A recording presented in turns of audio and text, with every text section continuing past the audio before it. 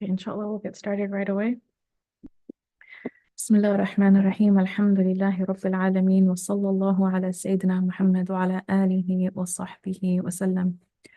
نوينا التعلم والتعليم والتذكر والتذكير والنفع والانتفاع والإفادة والاستفادة والحث على التمسك بكتاب الله وسنة رسوله صلى الله عليه وسلم والدعاء إلى الهدى والدلالة على الخير ابتغاء وجه الله ومرضاته وقربه وثوابه سبحانه وتعالى وصلى الله على سيدنا محمد وعلى آله وصحبه وسلم. In the name of God, the most compassionate, the most merciful, all praise is due to God, Lord of the worlds, and peace and blessings be upon our Master Muhammad and his noble family and companions and followers. We intend to learn and to teach, to remind and be reminded, to benefit and be benefited, to improve and be improved, and to encourage holding fast to the book of God and the way of his messenger, and to call unto guidance and to direct towards good, hoping for the countenance of God and his pleasure and his proximity and his reward. And peace and blessings be upon our Master Muhammad and his noble family, companions, and followers. Ameen. So it's really nice to be with you all. And for those who are joining us online today, the sound might not be as good as it usually is, as we don't have a mic, but I am closer to you than I am to the people in the room. So maybe those of you who are online will have better sound. Inshallah today, actually before we go on to the hadith from today, maybe if we can start with, is there anything from last week's class that maybe stayed with you all that you can remember? If anyone who was here last time, whether you followed online or if you followed in person. And just to remind you all that last week we mostly focused on narrations that dealt with the heart. So that helps your memory a little bit. Mm-hmm. We talked about how loving the Prophet's law and something softens it. Mm-hmm. That's something that's good. Mm-hmm. And that's one of the heart softeners. Does anyone remember any other heart softeners? Yeah. Mm-hmm. That's fine. I mean, I'm just glad you guys remember because we don't give assignments in Ramadan, so everyone's already fasting and reading Quran. So I'm glad that those are there. And that touching the head of an orphan or caring for the poor or the impoverished are also things that are heart softeners.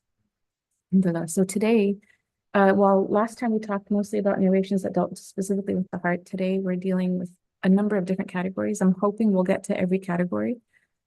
I say this each week. This week I'm really going to try to go quickly, but the topics for this week include al-isti'adad, or like predispositions, knowledge, and so it's al-ilm wal-ma'rifa. So not it's translated as knowledge and gnosis. It's like higher levels of knowing God. And then we're just going to touch briefly on wisdom, hikmah. We are going to talk a little bit about, inshallah, dreams, and then I think we'll end on dhikr, on invocation and remembrance of God. Those are just categories of the hadith that we're going to talk about. There's many more.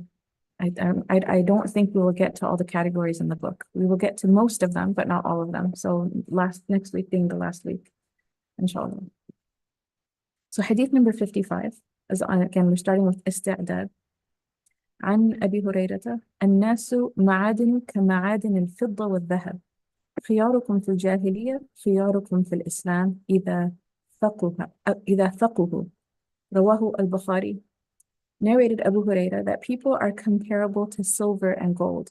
The best among you during the time of Jahiliyyah, of ignorance, are the best among you in Islam as long as they understand the religion. So this is interesting because there's a condition, which is like, this is there if they can understand the religion. So a person before Islam can be good, and after Islam they can be good, but if they never come to truly understand the religion, let's say someone before Islam can be not so great and they become Muslim and they become good. But because they actually understand the religion, they can surpass even that person who had the better predisposition. Right. So this conditional statement, إِذَا فَقُهُ, is like assuming everything else is equal. Like then if they have this understanding, then again, they're like this. Also, in terms of the commentary, Amir Abdul Qadir al-Jazairi, he says that the Most High has said, "Lo, we shall pay them their whole due unabatedly." And he says, and he's quoting from the Quran, each creature's position depends upon his inner nature, his haqiqah, and its predispositions, which are innumerable. That is also the meaning of the verse. And again, this is in the Quran. Our Lord is he who gave unto everything its nature, then guided it aright. Thus, every creature possesses a predisposition, which is the part accorded to it by the real, exalted be he. This predisposition cannot be identical in every respect from one creature to another. I'm just going to pause here. So we have already, there's nature and there's nurture, and we do believe in both. But we were also created there's fitra in general, like everyone's created on a primordial nature. But then you also have like specific things that are specific to you in your nature that's different than the person sitting next to you, that's different than each person in this room. So those things are important to actually know about ourselves and come to know those things about ourselves, because they will help us in our path, in our like wayfaring towards Allah subhanahu wa ta'ala. I used to just, as a side, I used to avoid all discussion about like temperaments and things like that, because I felt like people just use those things to justify, oh, I'm like this. They box themselves into a category and then they use that category to like make excuses for just doing bad things. So I never paid attention to it, or even like time of the year that you're born, or like those kinds of things. I just felt like you use them, or even psychology tests that say you are more like this or like that. I'm like, once you get a category in your head, it's going to become a self-fulfilling prophecy. You're just going to think, okay, I'm like this, so I'm going to do this, and then you just become more of whatever someone tells you. So I always took it with a grain of salt. And then alhamdulillah, there's a sister who actually works with Forward to Health, and she talked to me a little bit about the temperaments, and I got to understand mine better, alhamdulillah. And I actually felt like knowing this about myself helps me in my path of, towards Allah subhanahu wa ta'ala, and also like my goals of like identifying things that need to be like worked on, and things that, okay, this is something I can count on, It's like knowing your natural strengths and weaknesses or predispositions. And some of those things are definitely maybe affected by environment, but like understanding who are you at your core is very, very helpful. We could do a whole tangent on the four temperaments, on sanguine and melancholic and what is it? Phlegmatic. And I know it's Ramadan. What's the last one? Choleric. Choleric, yeah. We could do a whole tangent on that, but we do have predispositions. And the fact that it's being discussed as like a category within a categorization of some of the hadith of the Prophet Muhammad ﷺ is important.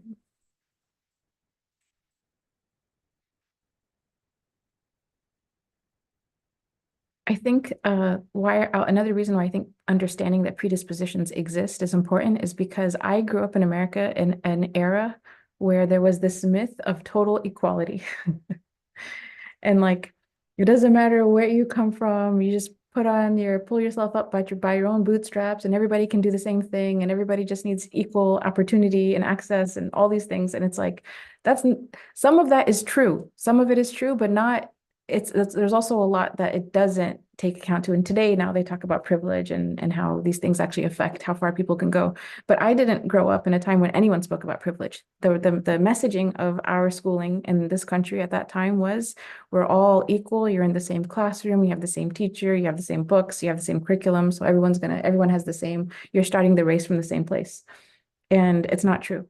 There's privilege, right? So that's like environmental, but there's also, you could say there's temperaments or there's predispositions. And so we're not all starting the same thing from the same place. Some people have stronger skill sets in some areas, naturally endowed skill sets in certain areas, and other people don't.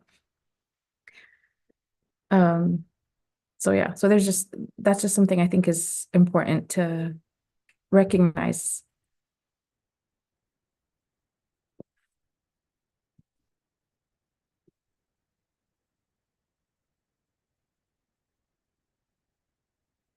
The next narration is by Abu Musa al-Ash'ari, the guidance and knowledge. And this hadith is again from the Prophet Muhammad sallallahu alaihi wasallam. It's narrated in Bukhari. I know we have to finish at 6:15, or 6:30. So I'm going to try to go, inshallah, faster.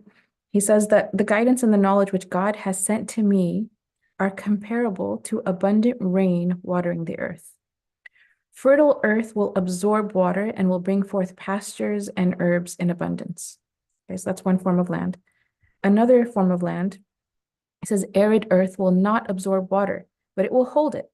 And thus God will benefit people, for they will drink from it and will water their cattle and their plantations from it.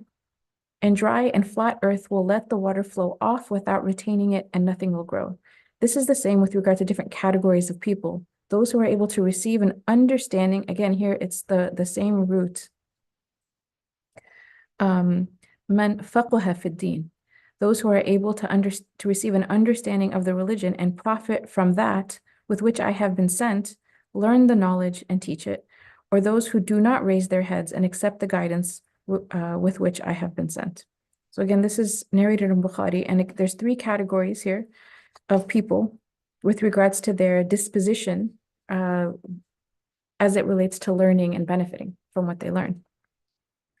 Now, the first category is the category everybody wants to be, that they are this fertile land, that the heart of this person is like a piece of earth, and the message of Islam is water from the sky. And then this heart is then fertile and it grows fruits and it's beneficial. It benefits the one who is the possessor of the heart, benefits those who are around them. The intermediary category, I think, is also a really significant one. I'm going to spend just a little bit of time on that one. It's denoted by the image of the earth holding the water. And again, he says here that the spiritual masters in the past, they say this is a designation, and may Allah protect us from it. May Allah protect me from it. It's designating people of knowledge who have only a bookish knowledge, which has not transformed them inwardly, and through which they seek worldly gains. He says this bookish knowledge can be compared to the discursive science, al-ilm ala lisan. So, but the thing that I think that's still interesting about this category is they didn't contaminate the water. Does that make sense? Like, they held the water. Other people came and benefited and drank from it and whatever, but they didn't contaminate it. So it's not like they're going to be so corrupt that now people are going to get the wrong thing, but they themselves will have not benefited from it themselves. And may Allah, I think that's like the worst category, to be honest, because there's a delusion. Okay, I have, so again, may Allah protect me and protect all of us from something like that. And then the last category doesn't benefit from the water at all. It just runs right off. Imam Sha'rani, he mentions, and he took this from his teacher, Ali al-Khawas. He said, for us, only a true scholar is one who can trace back all the opinions of the founders of the legal schools of the madhahib to the book and the sunnah, and who knows how to go beyond the apparent contradictions amongst these opinions. Then he is no longer part of the common people, and he deserves the title of scholar. This is the first degree that has to be attained. After this degree, the scholar will be elevated until he is able to draw from the chapter Al-Fatiha all the prescriptions of the Quran. For Al-Fatiha is the mother of the book. Indeed, the reward for reading this chapter during the prayers is equivalent to that of reading the entire Quran. He will be further elevated to being able to draw from any letter of the Quran at all the legal opinions formulated by the scholars concerning the law, the Sharia, and this is how the perfect scholar should be. So he's talking about like a human being who has the outward sciences. He's able to, I think this is a really important point, he's able to bring them together, and he's able to bring the different opinions together. There's people who, when they deal with ilm, they create division amongst people, and there's people when they deal with ilm, they actually like gather people together and provide like a form of understanding that even like, and he mentions the madhahib, so like valid legal schools, he brings them together so that they are like one. It doesn't mean they're the same school, but they are like one. It reconciles the different opinions with each other. So that's a level, that's a praiseworthy level. That by itself is not easy to do. And then he says, Allah would take someone like that and then elevate them to a place where they can, just from Surah Al-Fatiha, be able to understand the legal ruling for every situation. And that's like a super scholar, right? Like those are the spiritual sages, and meaning like they have such an embodied understanding of the religion that they would trace back the fiqh to something like Surah Al-Fatiha. Again, it shows you like tuwailib, like drop ocean, you know. And it was Ali radiallahu anhu who said that if he could, if he wanted to, he could have filled the backs of 70 she-camels with just the tafsir of Surah Al-Fatiha. So, like, I know we can do Surah Al-Fatiha like in an hour or 2 hours, or even in 5 hours, but someone like Ali radiallahu anhu who's given very special access, this is what he said about Surah Al-Fatiha.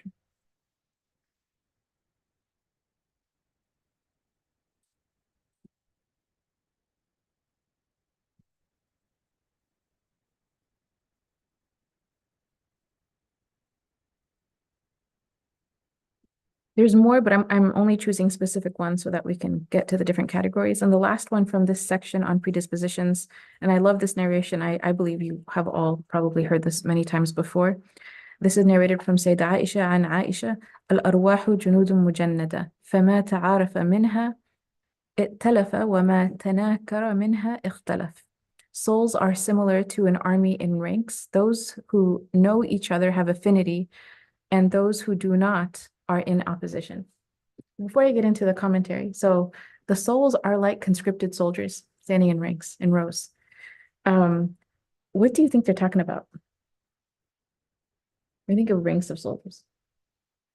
Like what is this an allusion to? Because it's saying it is like.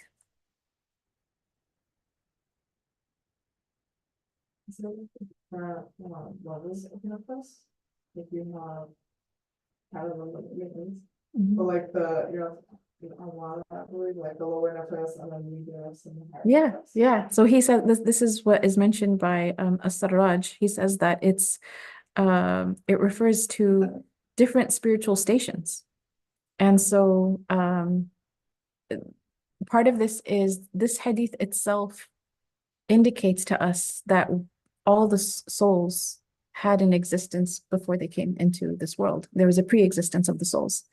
And it clarifies the reasons for spiritual affinity among certain people, as well as sort of like, sometimes you just don't like someone's energy. And it's not like you don't dislike them, but you just feel like you guys will always misunderstand each other, That inshallah, you won't always misunderstand each other, but you know what I mean? Like it's just it's off-putting. So there's opposition amongst others. And he says, in this sense, it brings to light important aspects of predispositions of each group. And so one of the commentaries on this hadith is that it alludes to the spiritual station which souls occupy depending on their spiritual elevation. So like where they are in relation to the Arsh of Allah subhanahu wa ta'ala. And again, the where, you can talk to Shaykh Fuad about like space and proximity. These are like metaphorical words that we use in terms of space. But one of the things that is amazing about this is there are actually people who remember. I shouldn't say remember is maybe the wrong word. Like I know a scholar that we benefit from. One of his teachers told him, I have known your face since we were around the throne of Allah subhanahu wa ta'ala. I've known you since then. And that's a very like what's the word? It's like, what are you talking about? I don't remember what I ate yesterday. But like there are these realities, that people can remember things that go before this existence. It's related that Akrama quoted from Al-Harith ibn Umayr as saying, I met with Sulaiman who asked me, how are you, O Harith ibn Umayr? And Al-Harith responded, how do you know me? And Sulaiman responded, my soul has met with yours. So he like came to him and addressed him by his name, said, how are you so-and-so? And he's like, who are you? And he's like, I already know you. Al-Harith added, souls are similar to, and he's mentioned this particular narration.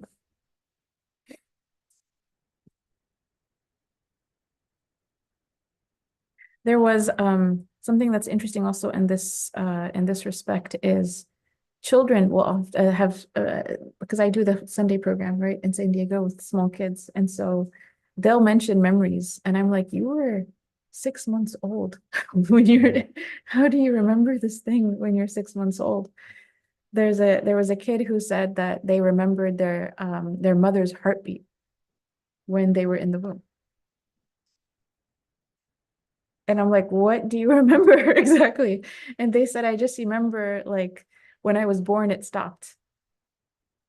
The heartbeat, so subhanAllah, so the idea that there are actually people who've been given an insight to a memory to their existence before this one is not so beyond the pale, when like this is like kids today that are saying this, and I believe them. I don't, alhamdulillah, I don't, children don't usually lie about these kinds of things. As it relates to knowledge and ma'rifah, and again, I think I have to be careful myself in this regard because this is the next hadith. عن علي ibn Abi Talib حدثوا الناس بما يعرفون أتحبون أن يكذب الله ورسوله. Narrated Ali ibn Abi Talib, speak to people according to their understanding. Would you like to belie God and his messenger? Meaning, there's certain things that are true in the world. And speaking people to according to the level that they're at helps all of us in our journeys in growing closer to God and practicing the religion. And if we say something that is beyond someone's level to or capacity, it can actually make them disbelieve in what we're saying, or it can make them reject it, or it can make them just want to rebel against it. And I'm just remembering myself as a kid who opened up a Hanafi fiqh handbook. And I read it and I just got mad. I got really angry. And it just felt like a bunch of do's and don'ts. There were no evidence or anything like that. But I was, as a 5-year-old, not ready to read so many rules and as like what my religion is. Not 5. I was old enough to read, so clearly I was 5. But for whatever reason, it was off-putting. And that's just one example. But there's many other examples in relation to this in terms of teaching people in a way and learning ourselves in a way where we can gradually grow. And even this particular statement, again, this is narrated to us from Ali, but it's coming to us from the Prophet Muhammad. This hadith is also in Bukhari. Like, speak to people according to the understanding. Would you like to belie God and his messenger? So obviously we don't belie God and his messenger, but if we say something to someone that's beyond what they can take at that time, then they might say something like, the Prophet never said that, or I don't believe that's a hadith, or I don't believe that's even a verse of the Quran, or maybe they will doubt the Quran, so it's important to say things in the right way. Just as a pause on this, as a tangent, I think that a lot of narrations about women have been mistaught and have caused many women to have like really big doubts about their religion because it wasn't taught right. It doesn't mean that those narrations don't exist, but they were actually like a misunderstanding around a narration was taught. And so women who were like, no, I don't think God would ever say this, or I don't think the Prophet would ever say this, rather than to think, okay, the person who's talking to me is not knowledgeable, or they're saying something wrong, then they're like, you know what? I have doubts about all hadith. Or I have doubts about the mufassirin. Maybe they're all misogynistic, or like, you know what I mean? Like this, it really causes an issue because of the way that they received what they received. So this is also important in terms of making sure that what we're passing on is not just like the sound statement, but the sound, like at least a credible understanding of that statement itself.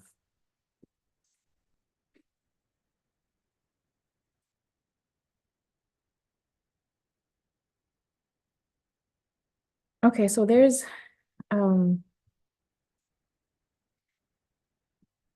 yeah, I have to pick and choose how much I share. But the Prophet Muhammad SAW, he said, "O Bakr is not your superior by reason of much fasting and prayer, but because of something which waqara fi qalbihi, something that had settled in his heart." And he did not explain what this something was. He just said something that had settled in his heart. So not like, it's not even, I think the reason why I think this is significant, because I remember hearing this narration about Abu Bakr Siddiq a long time ago. You take his iman and the iman of the whole ummah and you put them next to each other and whatnot. And but that we don't know what that is that settled in his heart. Like, what was it that settled it? Was it certainty? Was it yaqeen? Was it sincerity? What was it? like the Prophet ﷺ just left it as that, is like an example of when the Prophet Muhammad himself stayed silent on something and didn't like he explained enough of it that we can understand, but didn't go into it so that we would be confused.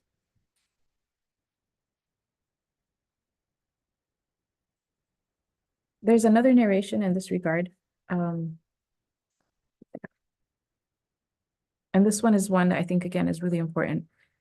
Abu Hurairah radiallahu anhu is the one who narrates this, and he says, O Messenger of God, I hear many narrations from you, but I forget them. The Messenger of God, sallallahu alaihi wasallam, said, spread your garment.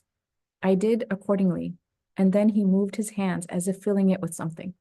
So Abu Hurairah puts his garment on the ground. The Prophet ﷺ makes a gesture as if he's pouring something onto the garment of Abu Hurairah, and then said, wrap it around your body.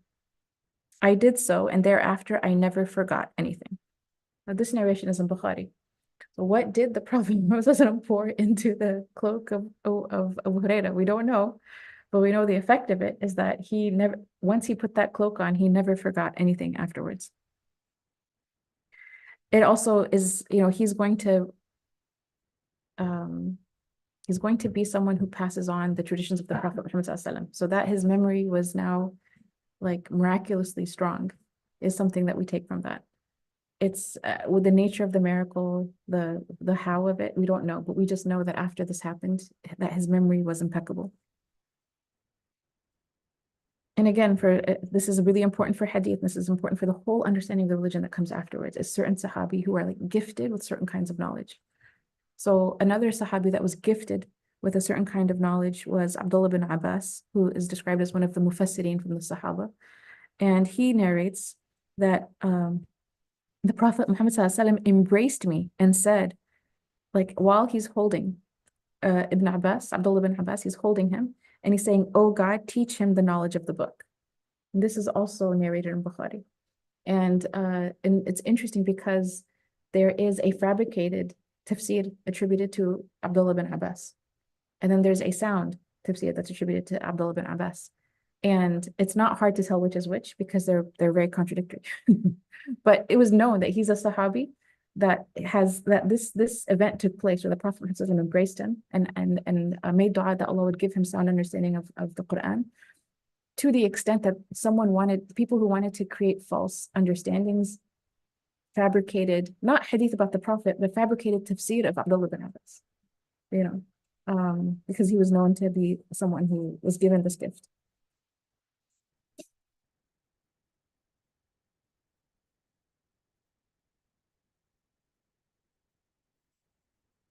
There's more. I'm gonna yeah, we won't say that one. There's Abu Hurairah also narrates, and this is a significant one. He says, I have memorized two kinds of knowledge from the Messenger of God, sallallahu alaihi wasallam. So if he's memorized knowledge from the Messenger of God, what does that mean? These are things the Prophet has said or he's done, right? These are reports, these are ahadith.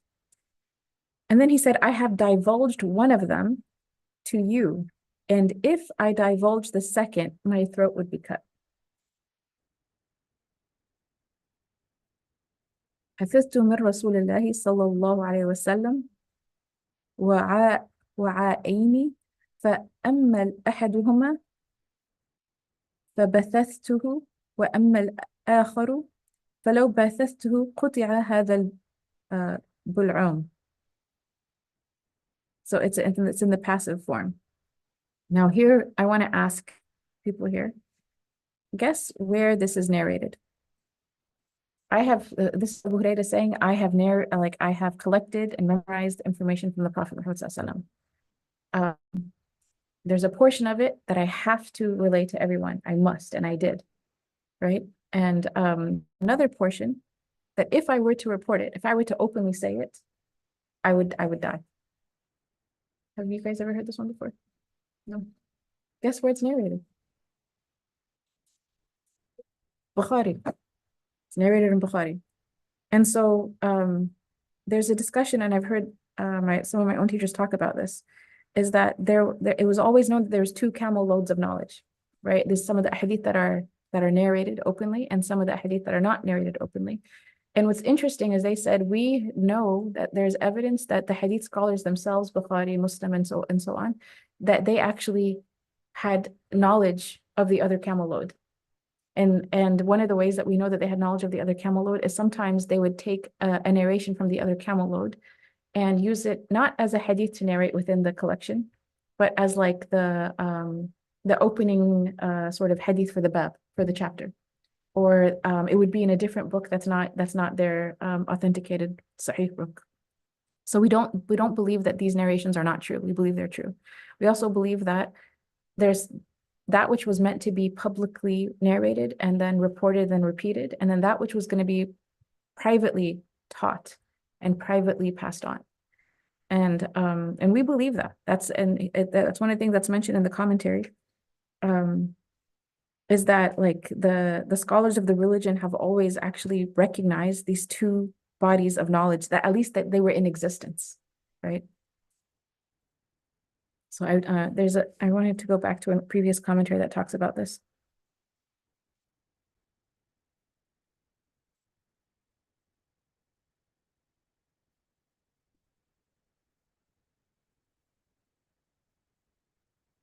I forgot to mark it with my pencil.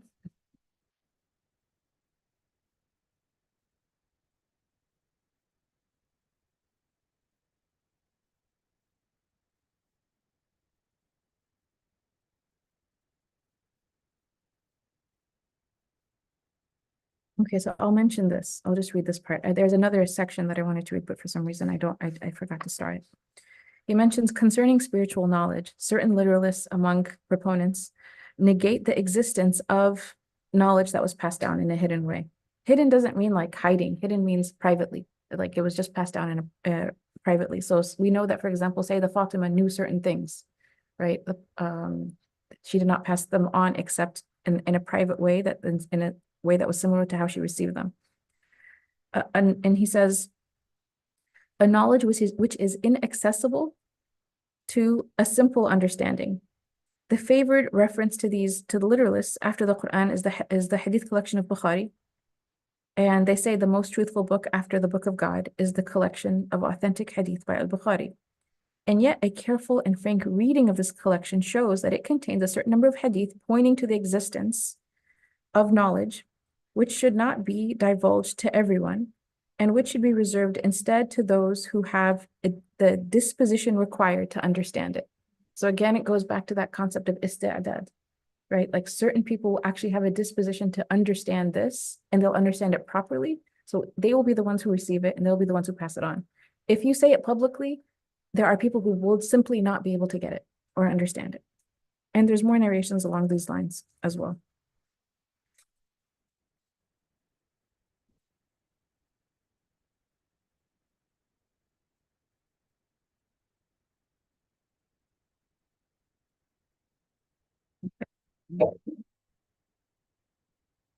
There's a narration that's similar to this. This is narrated by Anas ibn Malik. It says, the Messenger of God, sallallahu alaihi wasallam, delivered a sermon the like of which I had never heard before. He said, if you but knew what I know, you would laugh little and weep much. After hearing that, the companions of the Prophet Muhammad sallallahu alaihi wasallam covered their faces, and the sound of their weeping was heard. Again, this is a Sahih hadith from Bukhari. And in the commentary, it mentions that the companions, after hearing this declaration from the Prophet Muhammad sallallahu alaihi wasallam, they were interpreted at two levels. One of them is the fear of what awaits people in the hereafter, right? The ahwal al-akhirah. And then also of the incapacity of the companions to completely understand the Prophet. So when the Prophet Muhammad saying, like, if you knew what I knew, so they realize they're not in a place where they can know what the Prophet Muhammad is talking about. And then Imam Ghazali, he leans towards the second interpretation, and he says, know that the division of sciences are ulum al-khafiyya, right? Things that are more hidden, and also ulum al-jalliya, things that are more manifested. This he said, must be accepted by everyone, by all the people, like everyone. And he says specifically anyone who seeks to have spiritual perception or basira. And he says this division is negated only by one who desperately is clinging to simplistic ideas that occur to them. They have no aspiration to spiritual elevation. This is Imam Ghazali, by the way. Imam Ghazali is always tough love. You have to read it, but you have to be like, okay, I'm ready to get the says they have no aspiration to spiritual elevation and to the stations of the scholars and the awliya. The Prophet Muhammad ﷺ has said, if you but knew what I know, then you would laugh little and weep much. Why then did he not unveil to his companions what he had in mind at that moment, except that they could not grasp it? So again, he's indicating this exists. Something exists beyond your capacity to understand. If you knew it, this is the effect it would have on you. And still, he didn't tell them what it was.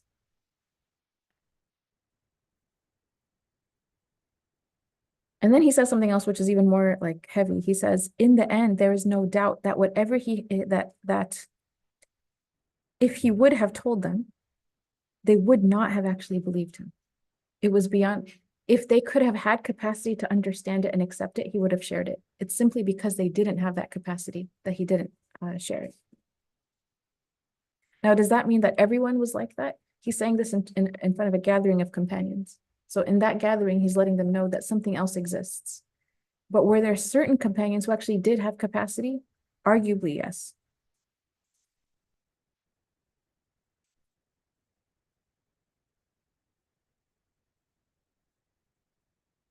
And there's well, as we lead up to this, I'm just going to use these as evidences for what we're about to go to. And these are narrations you have heard before. Muawiyah, narrated by Muawiyah, the Prophet Muhammad ﷺ, again narrated in Bukhari. He said, when God wishes good for a servant, he grants them a deep understanding of religion. And then it says, yufaqihu fid din. So fiqh, now when we use the word fiqh, we seem to like limit it to like technical matters and the halal and the haram. And it's a technical science. But like that word actually comes from deep understanding of the religion, which includes the do's and don'ts, and it includes aqidah, and it includes ihsan, and it includes knowledge of the science, all aspects of the religion.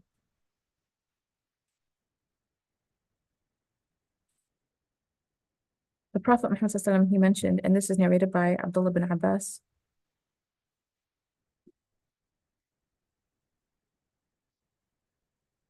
All right, I'm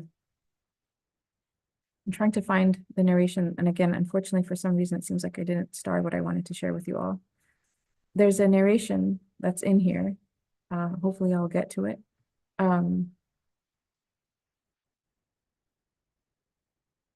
Where the Prophet Muhammad ﷺ praises the knowledge of Ali radiallahu anhu, specifically the knowledge and understanding that Ali radiallahu anhu had of the religion. And that Ali radiallahu anhu himself he's someone who does not say everything or share everything because of practicing this hadith of the Prophet Muhammad ﷺ. But we'll share what's here.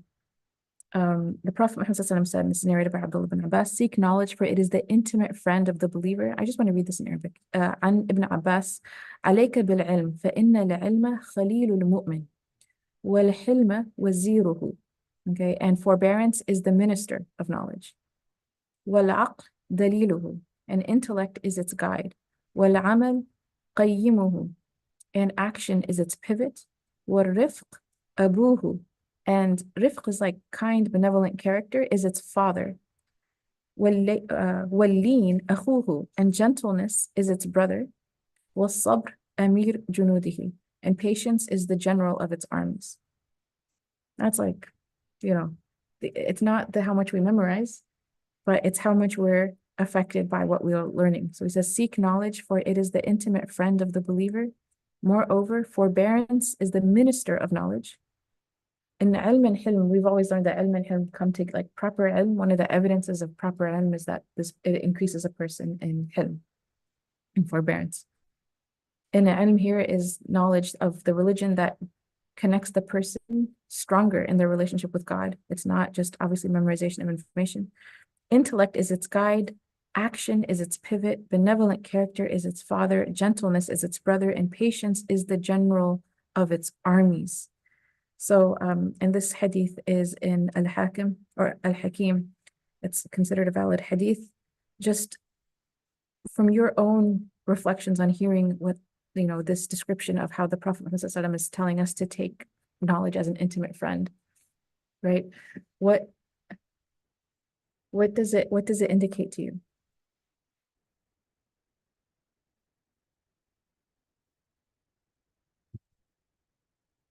What was that? protected. It's protective. How so? So they even like goodness, that's like companionship that we can lean on it. We can help you stand up and cover your back. Watch out for you. Are you trying to say like more not metaphorical here? Well, even in this thing where it says like forbearance is its minister, intellect is its guide, action is its pivot, benevolent character, the father, gentleness, the brother, patience, the general of its armies, like the relationship of knowledge to all these other qualities. You know, what is it? I mean, like, I guess I want to say like there's some reflections that I would imagine that we must have when, you know, like, I mean, I'll give you an example. إنما العلم بالتعلم والحلم بالتحلم, right? Like knowledge is through studying and through like pushing yourself, and just as becoming forbearing, like is in the patience that you need to become forbearing and practicing it. That I had always heard, but to hear ilm connected to all these other qualities that really have more to do with character than knowledge itself, like the memorization of knowledge, like ilm بالتعلم is knowledge, is like learning, right? Or the statement العلم لا يعطيك بعده إلا إذا أعطيتك كلك, like knowledge will not give even some of it to you unless you gave all of yourself over to it, you know, at the time of studying. It's not all the time. So those things like push a student of knowledge especially to just kind of be a little extreme when it comes to knowledge, right? Like I'm not talking to anyone, I'm closing the door. Unless there's a fire, don't bother me because I'm studying, right? But in order to take knowledge as an intimate friend, what this is saying, this narration is indicating to us, is knowledge will become our intimate friend if we have a lot of patience, if we have a lot of forbearance, if we are soft with people, if we have rifq, if we're kind, if we're humble. All these different qualities is going to be what makes knowledge become an intimate friend. So it's, on one hand, yes, study, but on the other hand, it's like through character that knowledge actually will become an intimate friend.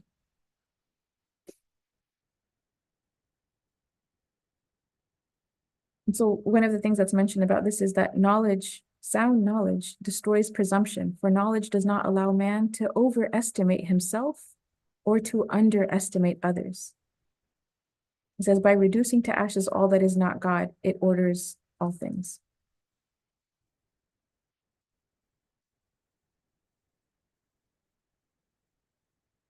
Now, Imam Ghazali and Ibn Arabi and other great scholars of the past really warned people about being the dangers of bookish knowledge that's not illuminated by the light of the heart.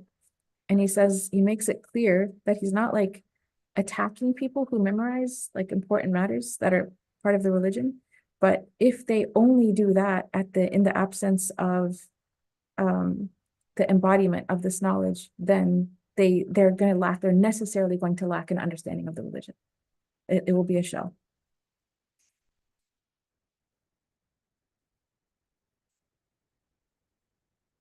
And actually what's said here from Imam Ghazali or Ibn Arabi, he says, in the same way, I have reproached certain people. He says, not the sincere ones, but those who feign in the eyes of people a sanctity which contradicts their inner nature. Then he says, the jurists I am speaking about are dominated by their egotistic and passionate desires. They are under the sway of shaitan.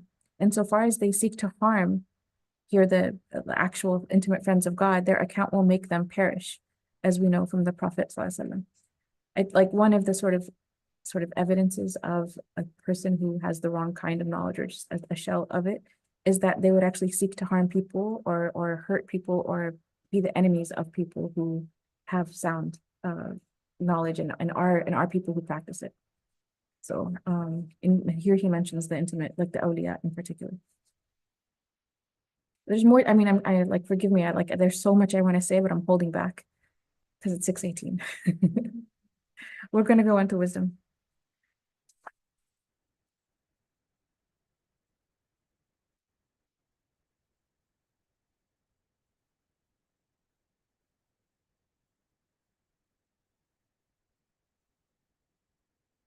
So Abu Hurairah also narrates that the believer is in search of words of wisdom. Al-kalimatu al-hikmatu dalatul mu'min. And it's also been translated as like, wisdom is the lost treasure of the believer. حيثما وجدها فهو أحق بها. Wherever he finds it, he is most entitled to make it his own. that doesn't mean we plagiarize or copy things, right? So that's not like, oh, okay, I found wisdom, I'm going to stick it up as my own. People do that, by the way. In the age of social media, there's a lot of that that's going on, unfortunately. There's a lot of plagiarized work in online. That's not what it's referring to. It's saying that when you find something that is truly beneficial and it's true, there's wisdom in it, that the believer has the first right over it, meaning like there's nothing that should stop you or prevent you from benefiting from them. So as a person studies medicine and they find all of these healing properties and there's benefit in this, and the believer has the first right to this and to benefit from that themselves and then to help other people benefit from it.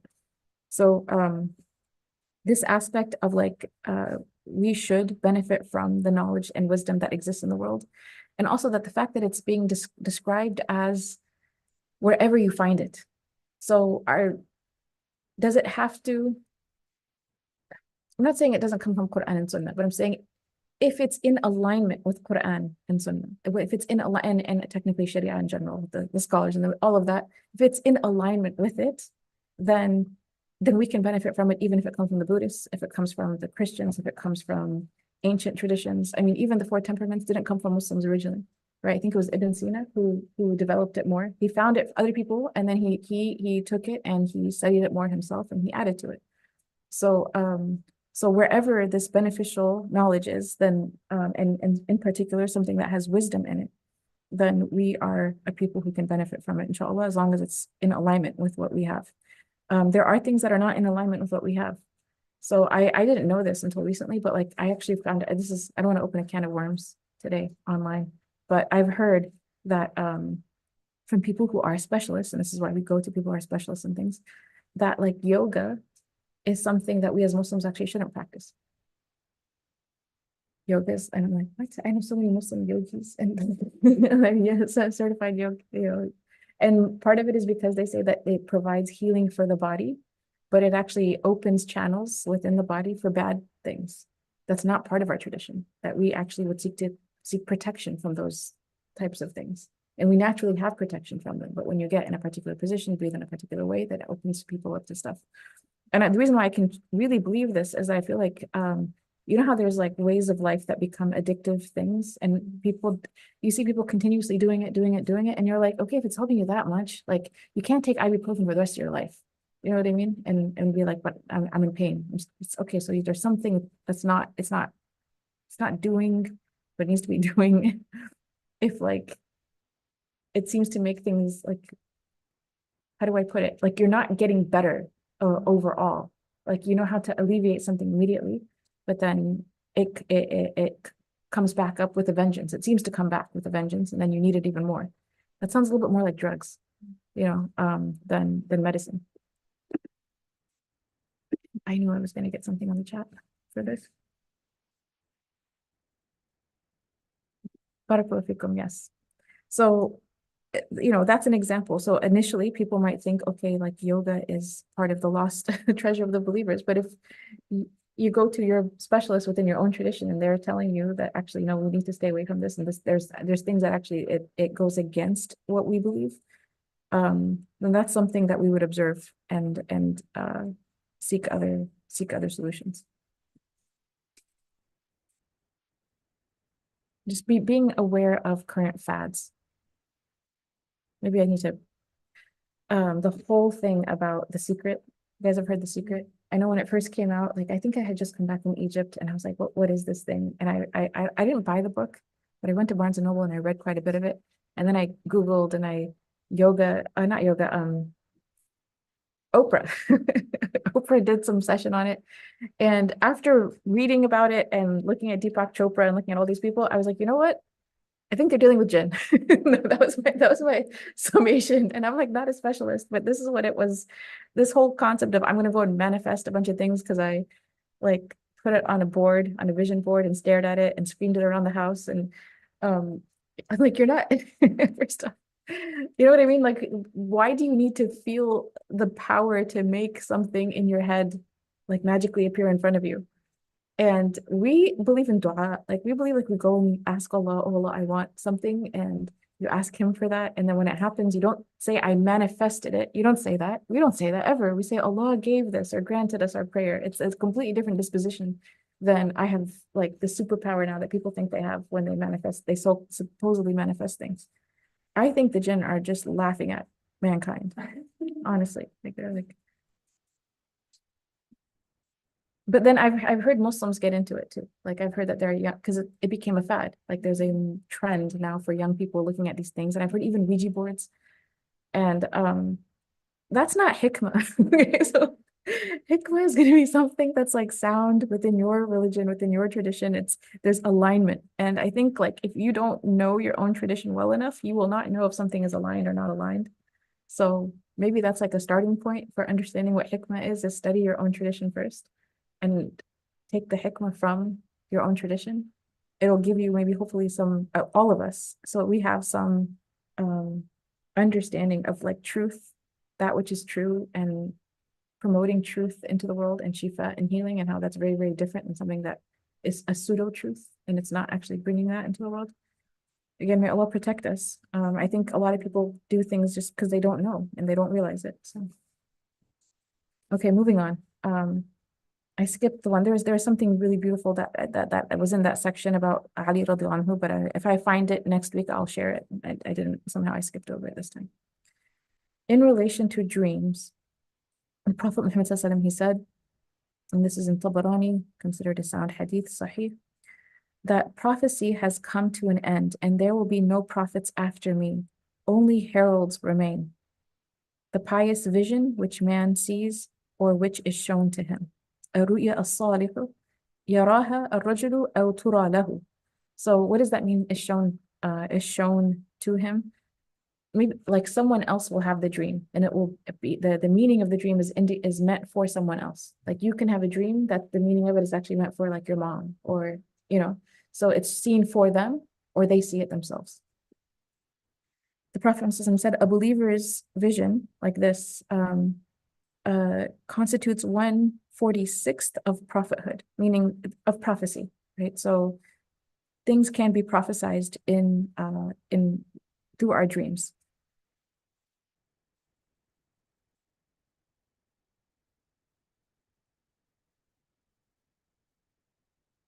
And the final one that I'm going to share, when that deals with dreams, the Prophet Muhammad said, and this is narrated by Abu Hurairah, when one of you has a good dream, he should interpret it, and he says, and share it with others. Now, share it with, I would say, not like the whole world. Don't stick it on social media, but like again, it would be like that trusted person, even if it's a good dream that is about you. Like Yusuf alayhi salam, he has a good dream. He tells his dad says, don't say this to your brothers. Right? So it's not with everyone. It's someone who would understand the meaning and would have goodwill towards you. But whoever has a bad dream should neither interpret it nor share it. Okay. Now, a bad dream, ru'ya qabiha, is one which announces like a misfortune or coming distress, or the dream itself is disturbing. And it could be something that causes a person sadness. Speaking about it and attempting to interpret it implies giving it too much importance. And you may actually inadvertently contribute to its realization. So this is narrated from Abdul Aziz al-Dabbagh. It says, I asked Shaykh Abdul Aziz al-Dabbagh about distressing dreams. Under what conditions are they harmful, and under what conditions are they not? And he told him a story of a woman who dreamt that her house was destroyed and her newborn baby was one-eyed. She's pregnant. When she had this dream, her husband was away on a trip. Okay. She related this dream to the Prophet Muhammad ﷺ, who told her, your husband will arrive safe and sound, and God willing, your child will be healthy. Okay, so we know what the dream was. We saw what the Prophet ﷺ, how he interpreted it. But before the woman had found the Prophet ﷺ to ask, she was looking for him. And when she didn't find him, she had gone to Sayyidah Aisha. And she related the dream to Sayyidah Aisha, who told her, if your dream is authentic, your husband will die and you will bring to life a wicked child.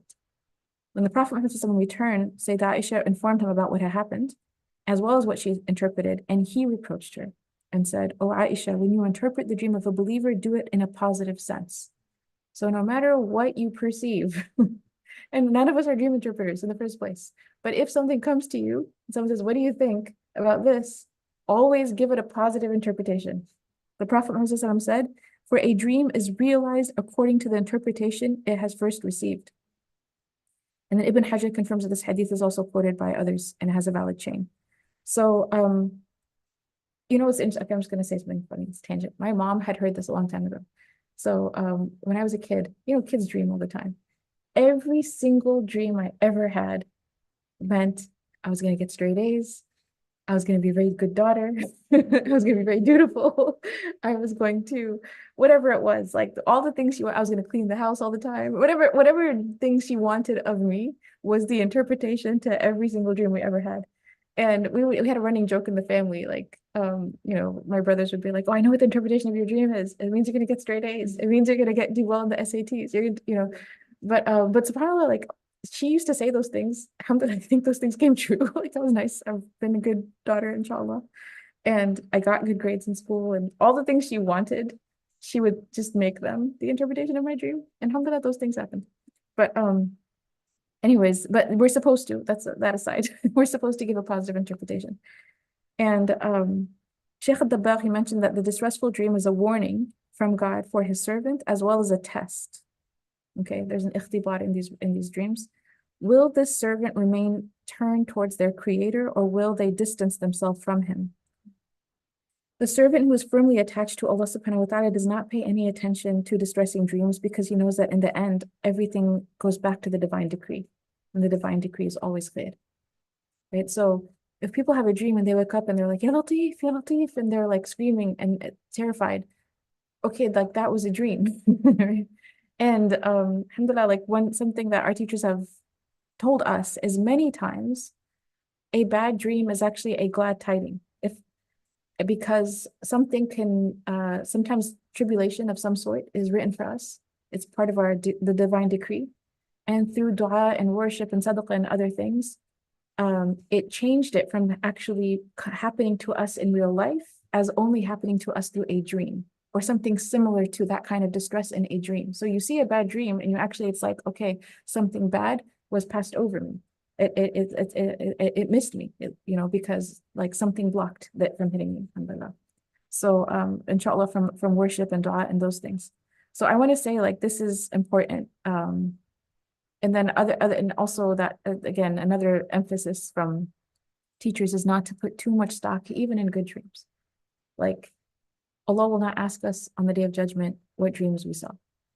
He's going to ask us like how we lived. Did we worship him? Did we obey him? And those things. So we have a good dream, like it's a glad tiding, but it shouldn't be something that then you hold on to that in the absence of that's also a kind of test, right? Of doing what we need to do as Muslims. And in some ways, good dreams don't change anything. Right? Like we still have to be the same person. We still have to go and do the things that we need to do. Like alhamdulillah, like whatever that good dream is, it's a gift, alhamdulillah, but it doesn't change what we have to do when we wake up in the morning and when we go out into the world. So they're just like things that lighten the heart and they hopefully alleviate distress and give people like more, you could say like reassurance to go and do what they need to do anyways. We are past time. We didn't even touch dhikr. Dhikr is the biggest chapter in the book. So maybe that'll be for next time. Can someone remind me to find the narration about Ali radiallahu anhu? Because there's a really beautiful narration about Ali radiallahu anhu and commentary on it. And somehow, like I looked for it, I thought I started, but I didn't. And the knowledge that was specifically the knowledge of Ali radiallahu anhu and the benefit that from his knowledge and his wisdom.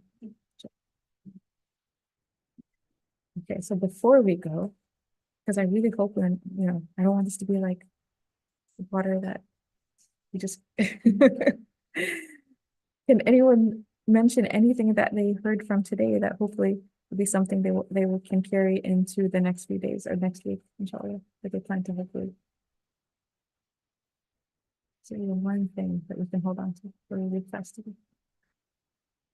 I think I really like the concept of like it really teaches me like growing up in voice and like don't, like you said, like don't go to the marathon, like you're tired, like I'm walking on a level, skipping ahead of them, like I'm sure they're like truly ready for that. And they're really like open, like the next like the person, like, okay, then like in my life and in my life, and I can, am I like repeating the same tape and I'm never to move on to the next, or is it like, and I just like continue playing the same tape? I'd like to see really talk about knowing the different personalities or the different things in that we feel like society and this is what we want to follow, this is what we live, and then this is what I know that we know that even that we go to like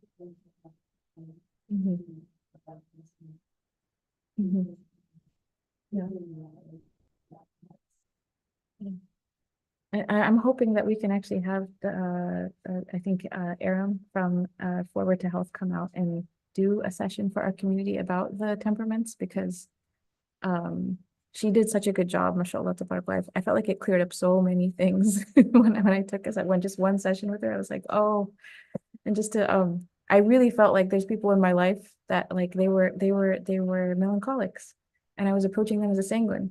And the melancholic ones would be like, leave them alone. They don't want to go to the park with you right now. Like, let them be in the corner reading a book by the rain, you know. The what is it called? Winnie the Pooh, Eeyore, right? All Eeyore wants to do is to be left alone. And what does Pooh and Tigger and everyone else keep trying to do to Eeyore? Yeah. And there's nothing wrong with Eeyore. There's nothing wrong with Eeyore. He's probably one of the nicest characters in the entire thing. But if you don't understand this about even one another, you can, like, in terms of pastoral care and things like that, then you can be doing the wrong thing. I mean, Eeyore does not want Tigger jumping around him all the time, you know. So that's just one example. But it's good for self-awareness. It's also good in terms of how we deal with one another and how we understand each other, how we make space for each other, all of that. So predispositions, I remember also like a teacher used this word once with me, that word ista'dad. I didn't understand what they meant. And they said that I think I was frustrated about like people, which is always a bad sign in spiritual progress. We should be concerned about ourselves. I was worried about everybody else.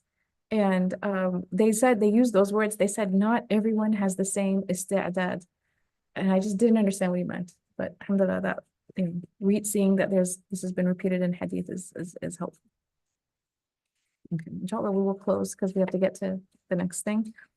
بسم الله الرحمن الرحيم اللهم وفقنا لما تحبه وترضى واجعلنا من عبيدك السعداء وأمتنا على كلمة الهدى علمنا ما ينفعنا ووفقنا للعمل بما علمتنا به واجعل ما نحن فيه خالصا مخلصا لوجهك الكريم آمين يا رب العالمين اللهم اجعل تجمعنا هذا تجمعا مرحوما وتفرقنا بعده تفرقا معصوما لا شقيا منا ولا محروما وصلى الله على سيدنا محمد وعلى آله وصحبه وسلم.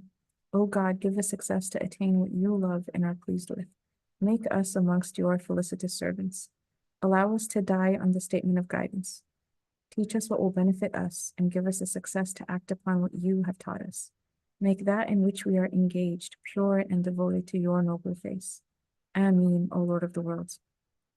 O God, make this gathering of ours a gathering enveloped in mercy, and our parting thereafter a parting of our sins purged and forgiven, not one of us wretched or deprived.